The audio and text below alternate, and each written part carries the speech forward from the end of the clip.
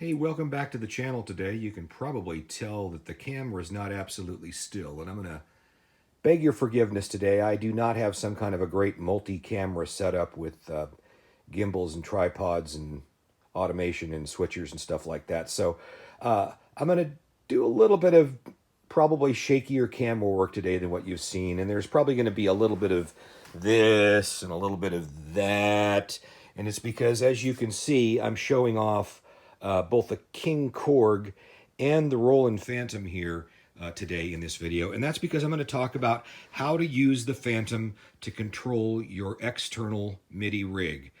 For purposes of getting this set up, I haven't done anything really complicated. The Korg is set up to the sound system, and so is the Fantom. And I've taken MIDI out number 1 from the Fantom, and I've hooked it into the MIDI in of the Korg, okay? And, you know, nothing fancy here. The Korg's actually sitting on a Ultranova box.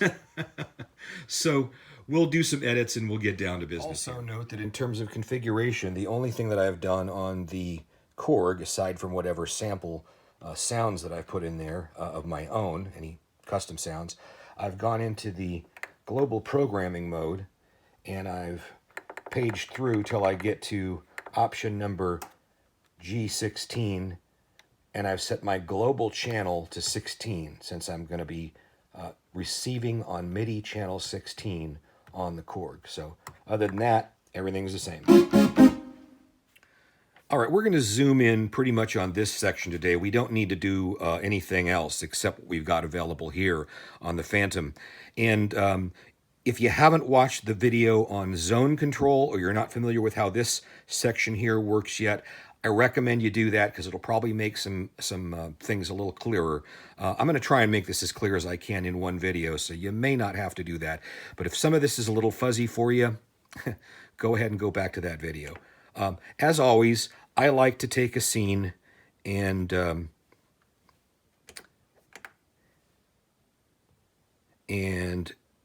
initialize the scene so that we always know that we're starting from square one.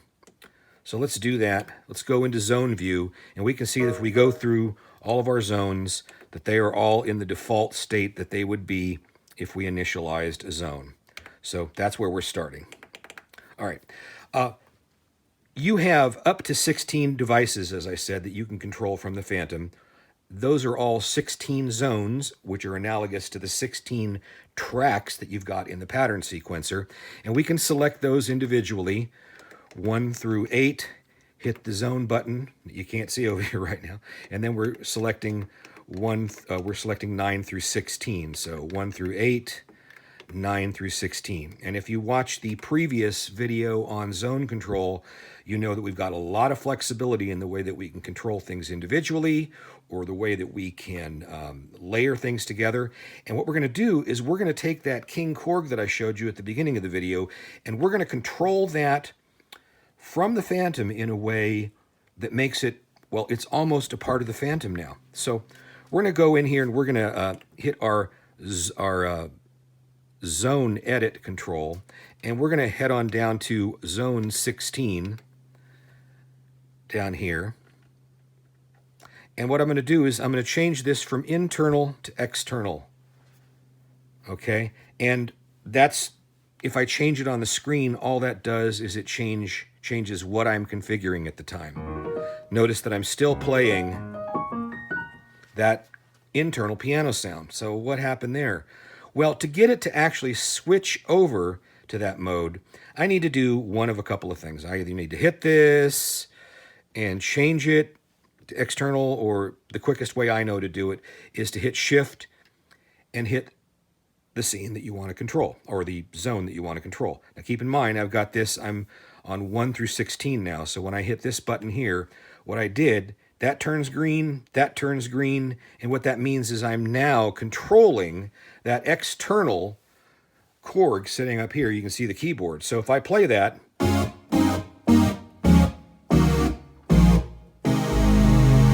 so I'm now playing on zone 16, which would be track 16 in the sequencer. I'm playing that external instrument.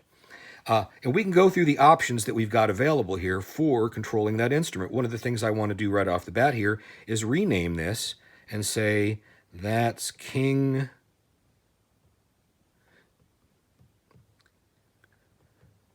Korg. Boom. So now we've named this King Korg. If we go into our zone view, we'll see that it says King Korg there. What do I do whenever I got something the way I want it on the Fantom? I save it. It's fast on the Fantom, so that doesn't get in your way. Menu, zone edit, we're back where we started. We use this control, which the knob is nicely lit up in red to let us know that we can use this control to get through things.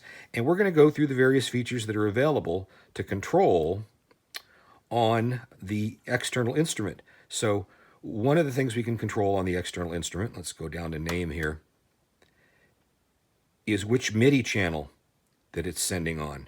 And in this case, by default, the MIDI channels line up to the zones of the track. So we're on channel 16, shown here. You may note that earlier we set the King Korg to channel 16. So that means when we play this keyboard, we're playing the King Korg when we're playing the Fantom, and it's set to that zone, or that zone is a part of a layer. Some important other things that we want to figure out are, well, which transmit port do we want this to go to? Do we want this to go to all of them, meaning it's going to send out MIDI port number 1, MIDI out number 1, MIDI out number 2, and USB all at once? And that can get to be a little bit dicey. So what I probably want to do is set that only to out number 1. Notice if I hit it to USB, nothing happens. If I hit it to out number 2, nothing happens, because it's not hooked up to USB or out number 2.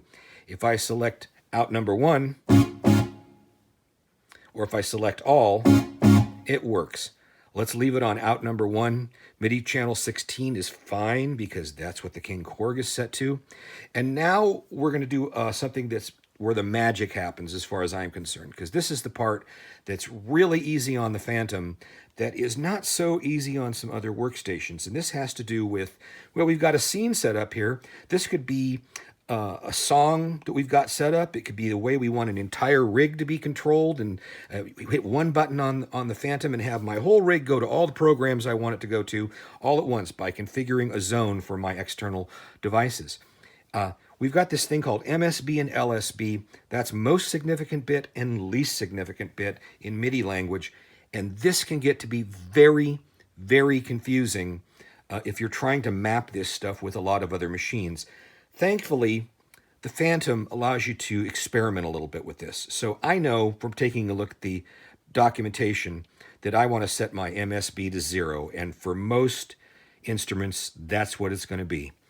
And then when MSB is set to 0, because these have to do with external bank control, which you can probably read here, the LSB is going to allow me to choose what bank I want to control on my external instrument. Now, if I don't set these values, what it means is the only thing that my program change number can send is programs 128, 0 through 128. And that may not get us what we want, because on a lot of machines what that means is it only allows us to control 100 or so programs.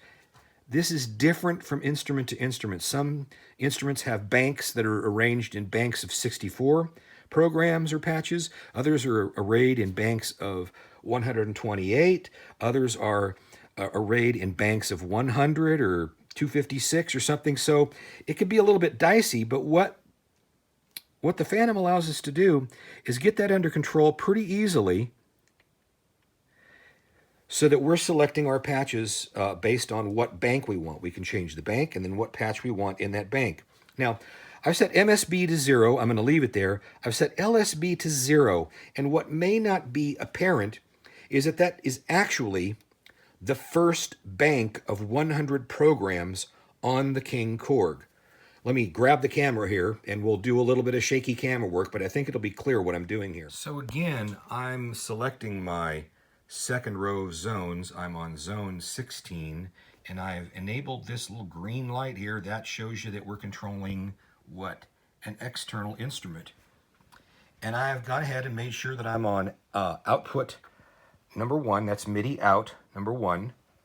Boom, right there. Make sure it lines up for you. And I'm on channel 16, Midi channel 16, which the King Korg is set up to. I've selected my most significant bit for bank changes to my external banks to 0, and my least significant bit to 0 as well, which in an odd kind of way, because of the way that different manufacturers set up their banks and their programs differently, bank 0 on the Korg, or I should say the first 100 programs on the Korg, that is bank 0 on the Fantom. And so if I were to go up to the Korg and I was selecting different programs, 1 through 100, okay, I can also, on the Fantom, operate the increment decrement knob, and I'm now switching through programs on the King Korg just as though I had an invisible set of hands that were operating this knob here. I can go down to the Fantom, and I'm now manipulating which program I'm calling up on the Korg. And with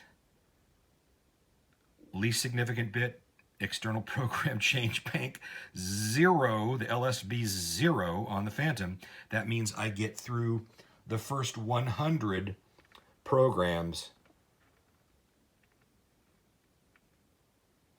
on the King Korg. And program number 100, again, because these different manufacturers number their programs differently, is actually bank 0, program 101 on the Fantom. Now, the reason why the Fantom makes this easy is I could just play with the knob until I get the program I want up here, and I don't have to worry about what that number is. I could just say, all right, I want program number 100. Filter brass, what is that? Well, that's program 101 on this in, bank 0, but I don't have to worry about that. I just get to play around with it. Now, if I want to select my second bank of programs, I can say I'll change my bank select, which is my least significant bit right now, to 1, and that means that when I'm selecting programs, now I'm going to go from 101, which I think is program 1 or 2 on this, all the way through to program 200 using the Fantom to control it. And as is oddly the case, program 200 is actually the second bank, bank number 1. Doesn't that sound weird to say that? The first bank is 0, the second bank is 1. It's program 101, but the part about the Fantom that makes it easy is I just get to play around with it. I don't have to know what it is on the Korg. I don't have to know how that lines up to what's on here. I just got to play around with that knob till I get the program I want called up, okay? If I want to go to the third group of programs, I'll select the third bank, which in this case is bank number 2, or LSB 2, sending a value there of 2. And as I go through these values, I will be going through program 201 through 300 on the King Korg. And I'm going to go ahead and leave it there. That is least significant bit set to 2, program change set to 101. I'm going to go ahead and hit right and save this scene now so that it's saved. Boom. It's good and fast on the Fantom. So there we go. We've got our volume that we can control. And we can even write that volume to a scene so that over Midi, it controls the volume of the King Korg. This is a very powerful thing. As long as I keep my master volume control on my externally controlled instruments consistent and I don't change things on my mixer, my audio mixer, I can use the King Korg to adjust the mix of my zones and my external instruments all from one device. So for purposes of illustration, what I'm going to do is I'm going to select, since I'm in zone 9 through 16. I'm going to select zone 15. That is that sound right now. I'll go into my zone view. I'm going to select an electric piano. If you've seen previous videos, you know I like this SAEP.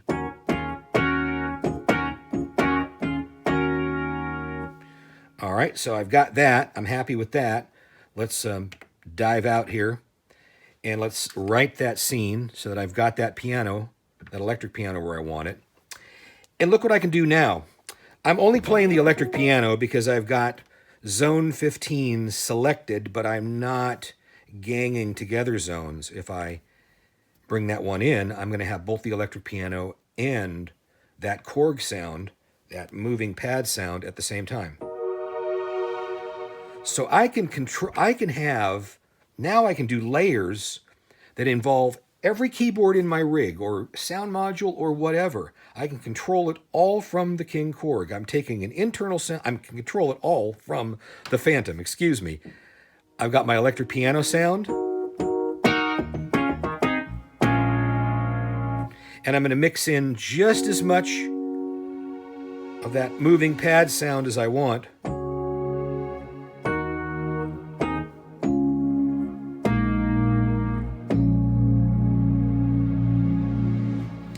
I'm going to write that scene. Doesn't matter whatever else I do on the Fantom. If I decide I want to go back to my A bank and play this piano pad layer, that doesn't have anything to do with the Korg up here, so it's not playing the Korg now. I could go up to the Korg, choose a completely different program.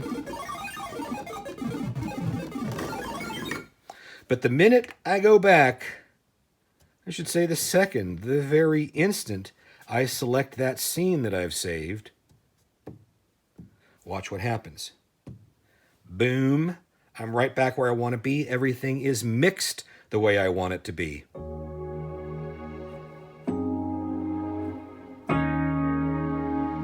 Now consider the fact that I can control this with the sequencer as well, the pattern sequencer. I can do TR-Rec, I can do step program recording, I can play it in live, quantize it, do all that editing for things that I want to play on the King Korg, as well as things in the Fantom. And that King Korg could be any number of instruments, up to 48 different devices that I could configure. Could be under control of the Fantom, any 16 at a time, because we're limited to 16 zones and 16 tracks in our sequencer. But I can mix and match that any way I want. I can have an entire live rig controlled from this, so that would be my first song, and I play a sequencer, and I've got it all, and I've got something coming from a Moog, and something coming from a Prophet, and something coming from a Behringer, or some other device, whatever I wanted. Oh, there's the second song, and that comes up. I get to this song here, and oh, it's all set up for me.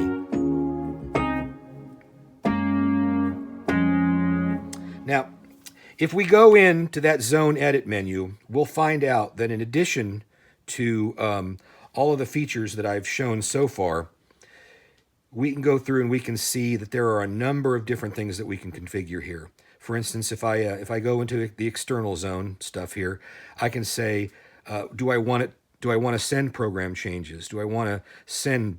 Oh, here's the receive. If I'm going to receive on a particular thing, I can set my name. I've named that to King Korg. I can set my output port, my transmit channel.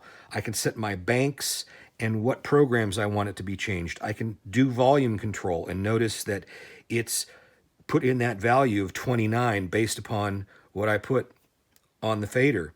If I want to, I can go back to 29, and I could use either the fader, I can use the jog wheel, I can hit the enter key, and I can actually, strangely enough, I can fade on that scrolling screen. I can even hit a numeric value and say, well, I want this to be at value 100. Really powerful, really flexible on the, did I hit 100 or 99? I don't know. But anyway, I'm going to bring that back down to 29, and you'll see that it's reflected on the fader as well. No matter how I change this stuff all works together. I can say, where do I want this to be panned in the stereo field? If this external machine supports a chorus send and a reverb send control, I can change those. I can set keyboard ranges so I can do splits and layers. I can do things like say, well, I only want this sound to come in at a particular velocity. So right now I've got it coming in from the lowest possible velocity to the highest possible velocity. Well, what if I only want to play piano and I want it to come in at the softer velocities, but I don't want that sound to come in when I play a little harder. So I'll set this like this. Maybe I'll set that a little stronger. So when I play at soft velocities, it'll come through. If I hit it really hard, you notice I've got, at those stronger velocities, I do not have the chord coming in. It's only set to respond to these values of velocity. So if I play softly, both the piano and the chord moving pad. If I play a little harder, only the piano. That's really powerful. Wow, you can do all kinds of stuff that way. I'm going to set that back up to 127 because that's where I want to keep it. I can, if the external machine will respond to these things, I can set things like coarse tune and fine tune. And I don't think the Korg responds to that, but let's try it. Yeah, it doesn't. But those controls are there so that if your instrument does respond to those MIDI controls, you can change all kinds of things like that. You can change the coarse tune, the fine tune, the pitch gain range, whether the portamento is on or off, modulation depth. There's a big list of stuff that you can set through here. And if your machine will respond to those controls, you can set it. Whether it's going to send after, the number of things you can set go on and on. I've just stuck to the basic ones, which are, whether the thing's playing or not and what the volume is. And if we go to our scene again, we can go do anything we want on these instruments, play other scenes, go back over to the A group, hit that piano layer, play other things all together. The minute we go back to D 128 and hit it, there we are.